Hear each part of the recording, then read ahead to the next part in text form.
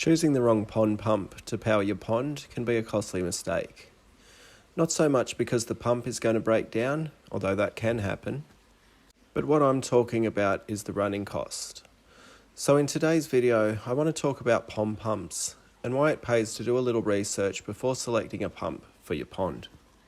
G'day, my name is Kev. The aim of my channel and website is to help people build and maintain ponds without spending a fortune. If that sounds like something that interests you, you might like to subscribe and check out my website, Ozponds.com. It might seem obvious to many people that when it comes to the majority of ponds, you want to start your pond pump search looking at submersible pumps. But you wouldn't believe how many times I've been contacted by people wondering why their energy bill is so high since installing a pond. Then I find out that they're using the wrong sort of pump.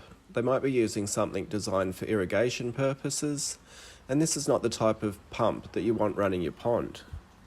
These pumps are designed to transport large volumes of water in a short amount of time, and generally to multiple taps and sprinklers. They can transport the water over long distances and to substantial head heights, which basically means that they're pretty good at pumping water uphill. This is my irrigation pump that supplies water to my nursery, and it consumes 1600 watts of energy. To put that in context, if I were running this pump for 24 hours straight, it would cost me $7.68 at 20 cents per kilowatt hour. The highest consumption pond pump that I own uses only 165 watts, so basically a tenth of the cost to run. And that pump can still deliver 12,000 litres, which is around 3,000 gallons, at a few inches above the pond's surface.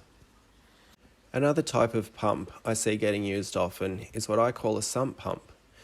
You might see these types of pumps called dirty water pumps or bilge pumps.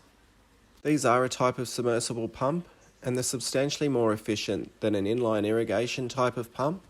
But again, most of them aren't designed for continuous running. They're designed to pump lots of water quickly to high head heights. They are a great pump for clearing water out of a flooded basement, emptying water in the bottom of a boat, or draining a pond or bog filter.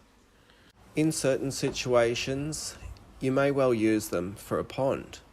For example, if you need the pumps to pass large solid materials and you need lots of water at a high head height, then you might use them. Again, for context purposes, the pump I use to clean out my ponds and filters consumes 400 watts and can move 8,000 litres per hour.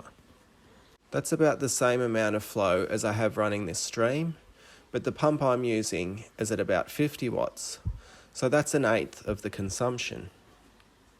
The most energy efficient submersible pumps that you can buy are called magnetic drive pumps, and they're designed to run continuously. These pumps don't like pumping water up to high elevations, and as the elevation changes, the output of water declines substantially. All submersible pond pumps will have a chart, table or graph that will show what amount of water you can expect at different pumping heights. Another type of submersible pond pump is an asynchronous pump. It's very similar to a magnetic drive pump, but they can move more water at higher head heights. Of course, that comes with slightly more energy consumption, but still not as much as, say, the sump pumps. So when it comes to selecting your pump, you want to pick the most efficient type for your needs. Not all ponds or filters need lots of flow. I've got plenty of videos talking about DIY filter systems and the flow rates associated with them, if you're interested. And I'll also link some pumps in the description below that I think are quite efficient for various applications. It will give you a good baseline to start your own research anyway. Next week, I think I'd like to talk about the different pumps in regards to maintenance, where to position them, connecting to different filter systems, etc. But for now, I'll sign off. As always, thanks for watching, and I'll see you later.